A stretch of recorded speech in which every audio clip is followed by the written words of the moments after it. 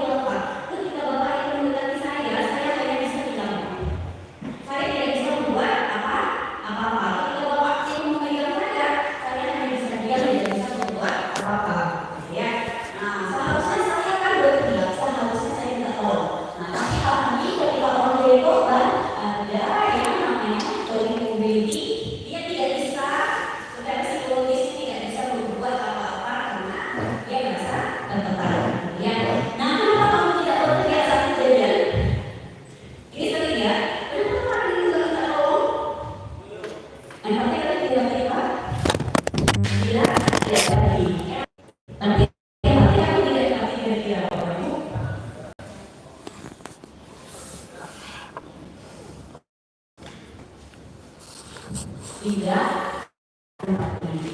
Kenapa?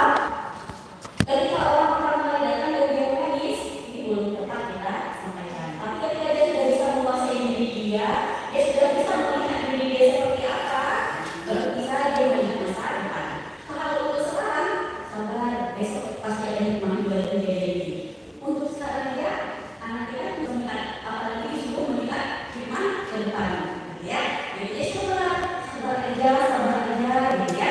Mungkin sabar itu memang bahasa positif, tapi untuk anak kita yang menjadi korban, kata sabar itu sakit bagi mereka, gitu ya. Kenapa? Ya jadi tekanan yang mereka rasakan kenapa? Biasa, next yang berikutnya. Oke. Nah, jadi penting untuk kemampuan mendengar. Mendengar itu untuk memahami, bukan untuk memberikan respon. Jadi itu akan menjalannya apa yang diberikannya, apa yang diceritakannya, berikan hubungan secara verbal. Ini bukan salah satu, ini untuk korban ya, tidak untuk pelakunya, gitu ya. Next, oke,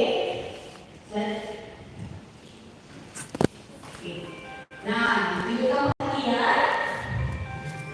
Karena ketika anak bercerita sama kita, posisi tubuh kita, ekspresi kita ketika mendengarkan sangat menentukan anak merasa dipahami atau tidak.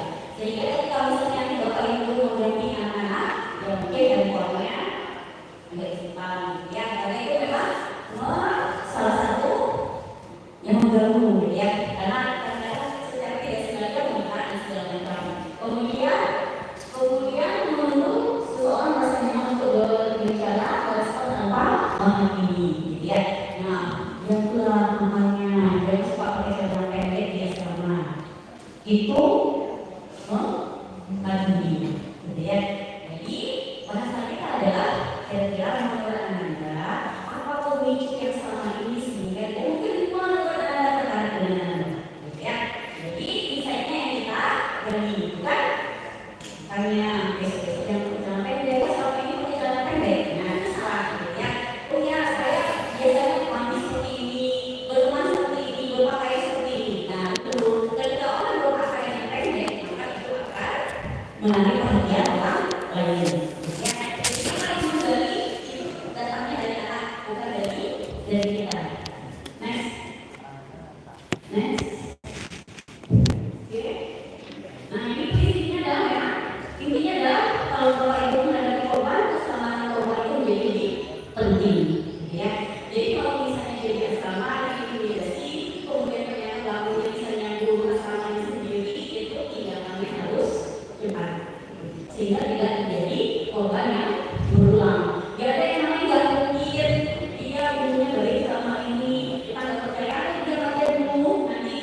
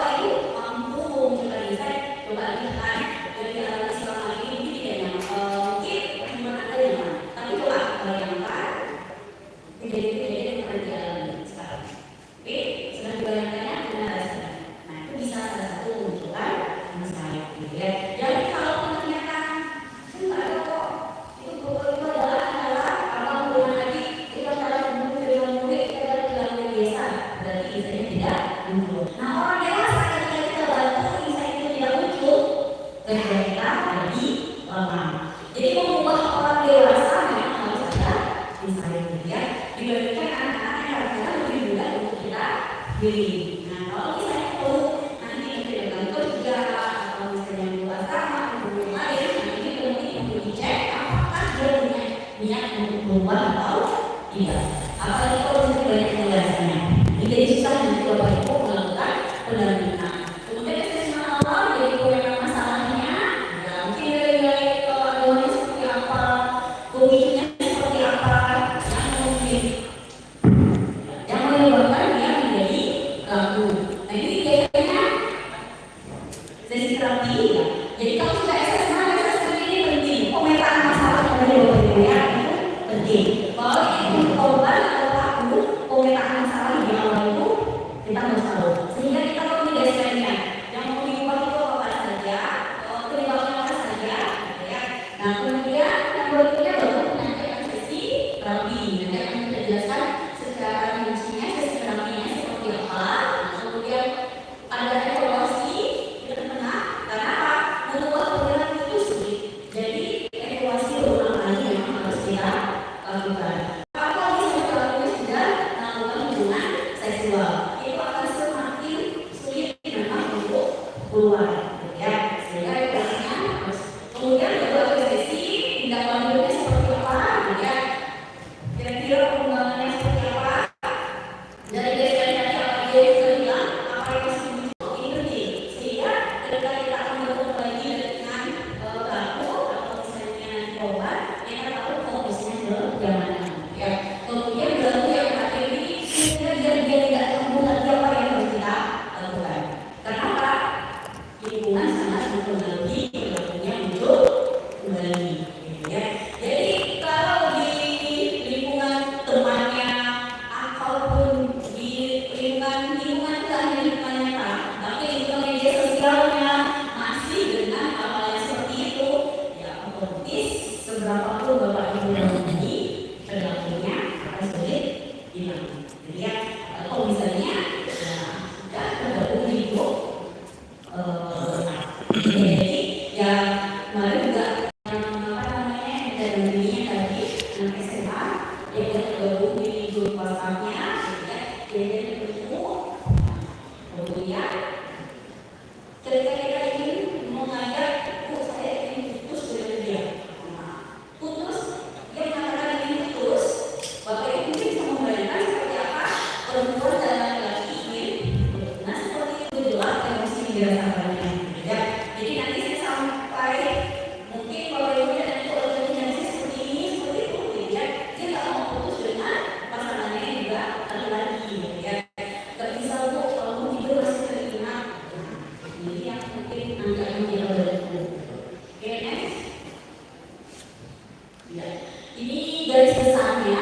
Jadi ada PPKM-nya sesi 1 sampai 4 nanti ada setelah PPKM yang dilakukan apalagi yang akan kita lakukan pokoknya. Next. Ya. Next. Lagi next. Kenapa dia belum balik? Lagi next. Stres ya nanti ini alat penelitian. Nah, jadi demografis anaknya berapa, orang ayahnya hubungan dengan ayah selama ini seperti apa, gitu ya. Kemudian di dalam keluarga ada yang punya ayah laki-laki satu-satunya, gitu ya. Atau ketika dia anak perempuan ini ada ini ternyata semua keluarganya adalah anak perempuan. Tetapi ayahnya selalu ingin dari laki-laki jadi anak laki-laki. Nah ini data demografi ini penting, ya. Jadi keluarganya seperti apa, kemudian juga temannya seperti apa, latar belakangnya awalnya muncul ini dari mana. Apakah karena beberapa yang mungkin dia nggak pernah mengalami trauma, tapi dia terpapar oleh pornografi yang awalnya dari perempuan dengan laki-laki, kemudian laki-laki dengan laki-laki. Ya. Kemudian kondisi awalnya sekarang seperti apa kalau berhadapan dengan kita? Jadi tadi Bapak Ibu ya, perilaku yang muncul, kondisi psikologisnya seperti apa, insight-nya seperti apa, udah ada dulu. Oke, penting. Next. Oke, nah ini motivasinya, bentuk targetnya. Next. Nah yang berikutnya kita lakukan adalah tugas itu adalah pembentukan dan perilaku. Kenapa? Ketika ingin kita mengubah perilaku itu harus ada kebiasaan, ya. kebiasaan itu harus terbentuk. Nah, sehingga urutan juga yang akan kita berikan itu menjadi sangat lebih ya. Nah ini juga jadi fokus dan produk fokus. Karena dia orang dewasa, ya, bagaimana dia sebagai misalnya dalam perkembangan yang dewasa. Jadi sampai di permasalahan saya rasakan sekarang itu apa yang akan kita bersama-sama kita mendampingi apa yang akan kita lakukan, ya. Nah kemudian juga saya mengenai dan motivasi dan komitmen ini yang naik turun dari ya kadang-kadang lagi semangat apa dia memperbiasakannya tapi akan ada fasenya jadi mendampingi kalau pelaku itu butuh kesabaran dan kepedulian ya karena mengubah perilaku itu butuh waktu. Mungkin sebagai pendamping kita juga harus sabar dan orang yang didampingi juga harus sabar karena ada fasenya ketika kita dampingi itu saya capek. Kenapa saya belum berubah juga sampai sekarang? Ya, nah karena yang namanya permasalahan psikologis, ya misalnya seperti tadi terbawa minum obat antidote, yang sebelumnya, ya jadi itu butuh waktu karena munculnya perilaku adalah proses juga. Nah, sehingga motivasi bapak ibu untuk misalnya para nanti yang akan di sekolah atau misalnya kemudian segala macam, ketika mendampingi itu memang harus sabar, gitu ya, mendampinginya. Kenapa nggak berubah juga ya? Misalnya saya sudah mendampinginya selama 6 bulan, kok masih seperti ini saja, gitu ya. Nah kemudian, jadi ya, nah kemudian yang terpenting juga adalah bagaimana ketika misalnya manajemen diri dia itu juga harus kalau misalnya anak-anak dikontrol oleh orang tua. Nah sehingga awal datang itu bapak ibu mungkin akan melakukan proses pendampingan orang tadi dan syukur alhamdulillah mudah terbuka ya karena sebagai besar kadang-kadang orang tua masih menyayang nggak mungkin anak saya seperti itu ya nggak mungkin anak saya melakukan hal seperti ini di rumah dia akan baik-baik saja. Berarti PR-nya dua ya Pak. Satu, membuat anak saya baik dan juga orang tuanya juga harus bisa menerima kondisi anaknya. Menerima di sini bukan berarti tugas saya terima anak saya mungkin berbeda dengan lain bukan. Menerima kalau anaknya bermasalah, ya. Bukan dia anaknya kami sudah tahap mungkin perubahan sehingga orang tuanya juga kita harapkan bisa berubah. Nah, hubungan sama orang tua itu penting. Bapak Ibu bayangkan bagaimana rasanya mungkin seperti dunia itu ketika ya seperti itu Pak, ketika orang tua tahu anaknya mengalami penyimpangan seksual. Jadi tidak mudah gitu ya. Ya, mengetahui anaknya mengalami penyimpangan seksual itu tidak mudah. Sehingga mungkin ketika misalnya bapak ibu di sekolah menghadapi anak-anak, maka orang tua juga perlu dikuatkan. Ya, biasanya dia akan muncul bapak ibu mungkin yang pernah mendampingi anak yang bermasalah, orang tua yang belum menerima kondisi anaknya, apa kata-kata biasanya dulu? Apa salah saya? Ya, apa dosa saya selama ini? Nah, yang paling sering saya sudah gagal menjadi orang tua. Nah, itu bahasa yang sering muncul ketika orang tua mungkin ya menerima kondisi anak. Nah, di tahap awal yang perlu kita lakukan adalah menerima semua persepsi negatif orang tua terhadap dirinya.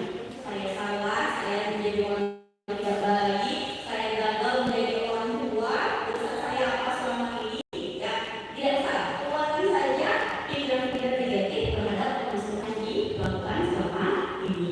Ya, nah kemudian kita bentuk bagaimana orang tua. Oke, kita lihat sekarang permasalahan kita bagaimana kita sama-sama bisa bekerja untuk perbaikan kondisi psikologis anak. Ya, bagaimana? Ya, boleh Pak.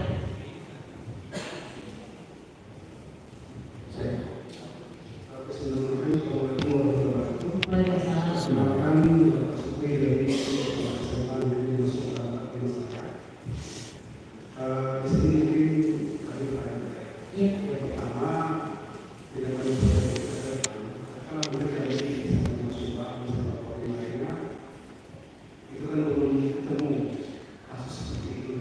Belum karena saya ditanya sama Muslim, dengan sama juga sama aman. Kayak ini aman. Nah mungkin ini apa tindakan dari kami sebagai yang kita manfaatkan sebagai pengelola sekolah, ya kan? Setelah nanti pelatihan ini tiba. Yang kedua, tadi kan ada sangat mengenai kita yang hari ini yang namanya onani itu legal. Padahal kalau kita melihat ke belakang, apa faktor penyebab onaninya pasti dia sebelumnya terpapar dengan yang namanya itu pornografi segala macam atau yang menemani saudara. Nah di sini ya mungkin secara psikologis bagaimana ini onani ini sebagai penyumbang penyakit daripada terima kasih.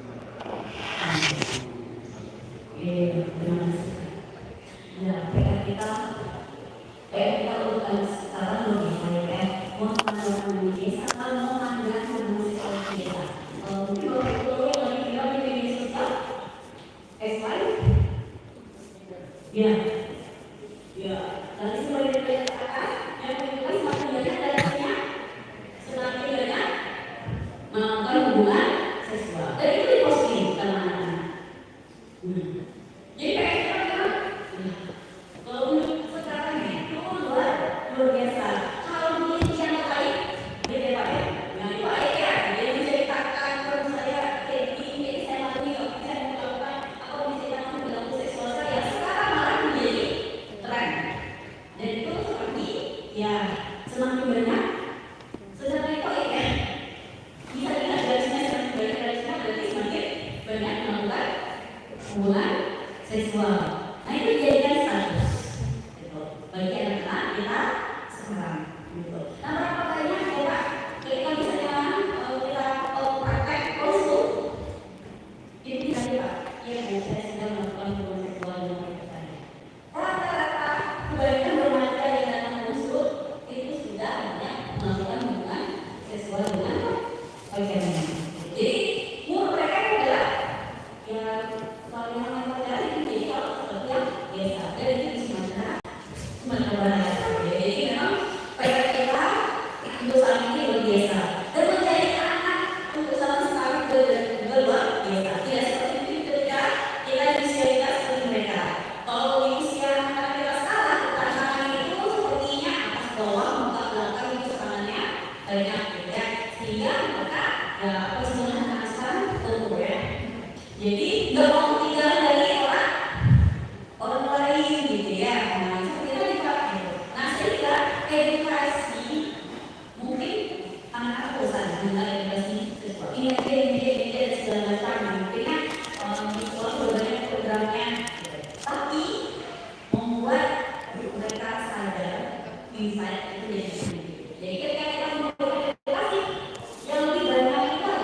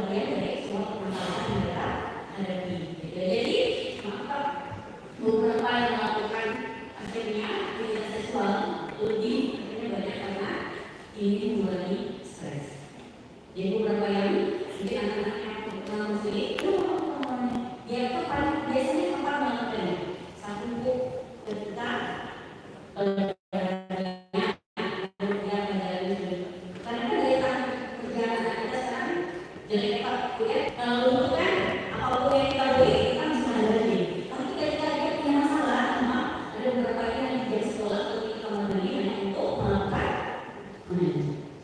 untuk belajar. Jadi pas begitu itu kayak nyaman juga saya kalau dan itu di jam sekolah. Nah, tapi kita baru dia merasakan kebayangkan apa yang sudah dilakukan selama ini, yang dilakukan selama ini, benar. Ada nggak sesuatu yang salah? Nah, jadi ngomong akhirnya ngomong kecil, ngomong secara individual itu jadi menjadi saling misalnya kita memang memberikan edukasi secara pelan. Karena apa? Banyak anak kita tidak ada tempat untuk mengeluarkan apa yang dirasakannya. Ya, akhirnya seperti tadi perilaku seksual yang bebas. Ya, menurut mereka adalah penanggulangan mengcoping stres. Jadi ketika dia stres, copingnya adalah perilaku seksual. Gitu. Nah ini begini, akhirnya kita edukasi. Nah kemudian kira-kira, kadang-kadang mereka nggak ini, apa sih yang kalau menanya banyak? Ya, itu juga perlu kita kasih tahu. Ya, nah kalau misalnya dari SMA.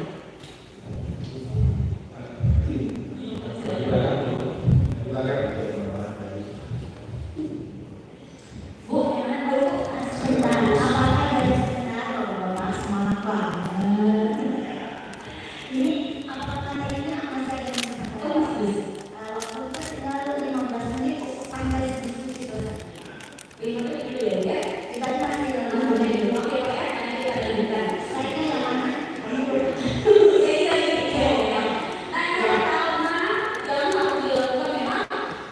Obat? Nah yang kedua menghapus kontak dan menghadapi yang paling sulit apa yang paling bisa dikatakan? Ya kesana teman-teman ya.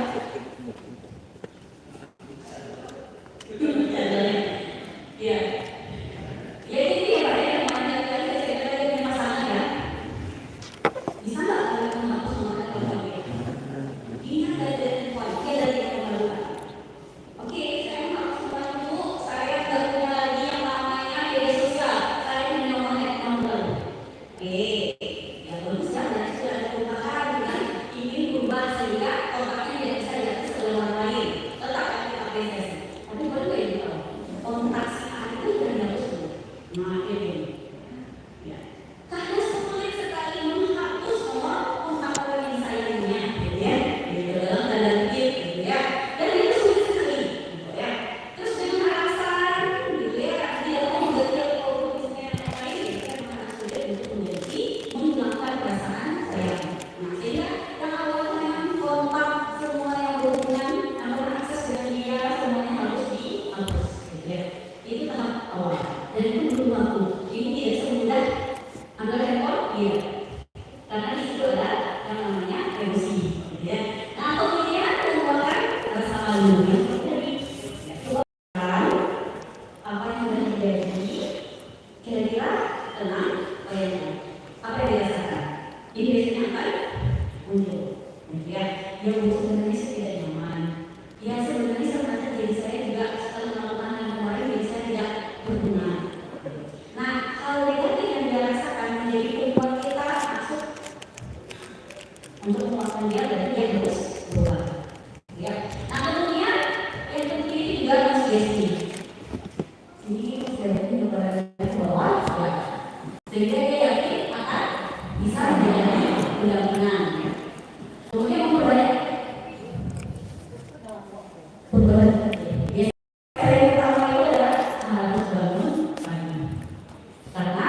biasanya jam tidur mereka agak berubah. Kalau yang banyak kejadian berarti ya. Jadi pertama dia harus bangun pagi, sholat subuh dan kemudian harus sholat olahraga.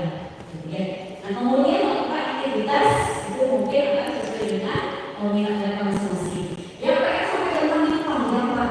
Jadi sedikit ya saya yang bisa. Ya. Yang gampang pegang itu sulit. Jangan dijadikan tentang jadi orang. Ya, karena ada masyarakat kita yang nomor 6 dijadikannya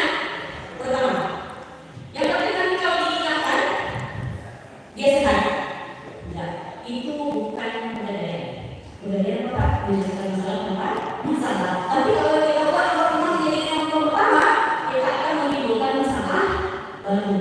Jadi salah. Kadang-kadang di masyarakat kita, kemudian kita dengar saja nanti pasti seiring dia bersama dengan keluarga yang suka sudah bisa dipaksakan. Jadi nomor 6 bukan solusi pertama. Jadi yang pernah dijadikan yang pernah solusi pertama. Pastikan yang membuatnya jadi perubahan. Tidak pernah dipegang, tidak pernah dilakukan tentang bertanggung. Oke, next. Oke, ini next lagi next. Terus lagi. Iya, kan? Lagi next. Nah, ini merupakan topik yang pertama sebenarnya. Orang jadi sholat segala macam, gitu ya. Nah, kemudian melakukan banyak kebaikan, ini adalah bentuk komitmen awal tentang akan sembuh, ya. Nah, ini momen bisa diberikan bentuk sesuatu yang benda, jadi boleh. Ini untuk penguatan ya. Simbol apa ya? Dari kemudian itu akan membuat kamu jadi berubah. Atau setelah melakukan penguatan setelah berarti yang itu sugestinya 1 sampai 10. Ini 1 sampai 10 di antara berapa untuk saat ini kamu merasa tidak bisa berubah atau bisa berubah. Jadi saat ini kayaknya saya masih berat, masih kuat. Ya, berapa? 2. Besok jangan lupa Bapak ya. Kamu berikutnya sudah di skalanya. Oke, dengan sekarang kira-kira bisa sampai skala berapa? 5. Enggak apa-apa. Itu diapresiasi. Maka penting memang untuk mencatat. Next. Lagi next. Slide. Nah ini jadi komunikasi lingkungan ini sudah kita jelaskan. Kemudian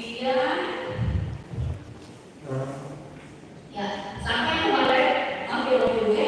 Sekarang kan sangat keren. Yang apa tentang ketika negara karena kalau saya sebenarnya ya Pak. Gaya-gayaan ya Pak. Bukan gaya-gayaan lagi. Gaya-gayaan ya Pak. Nah, kalau yang saya mengatakan Bu saya tidak kuat kalau melihat ada gaya-gayaan. Jadi sehingga kemarin kita sangat mudah, kita nggak usah untuk aktivi ini bulan atas sekarang kebanyakan lagi itu pakai cara gaya-gayaan, gitu ya. Nah, jadi itu kami semuanya tidak sulit untuk mengontrol dorongannya.